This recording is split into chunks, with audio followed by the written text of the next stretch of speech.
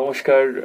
আজকে আমরা আলোচনা করব গ্রহের যদি কোনো নেগেটিভ এফেক্ট থাকে তাহলে কিছু গ্রহ উপায়ে আমরা তার প্রতিকার করতে পারি।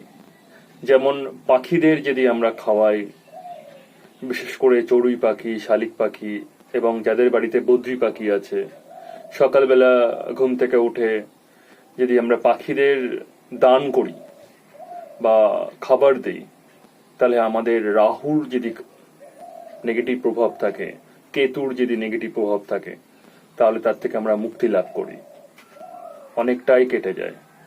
রাহু যাদের বেশি প্রকট থাকে বা নেগেটিভ প্রভাব থাকে বেশি রাহুর, তাদের স্বাস্থ্যজনিত সমস্যা দেখা দেয়, নার্ভজনিত সমস্যা দেখা দেয়, পেটের সমস্যা দেখা দেয় বা জব ক্ষেত্রে প্রবলেম দেখা দেয়।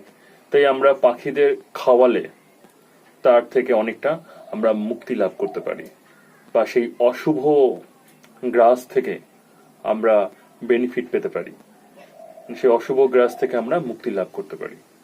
নমস্কার।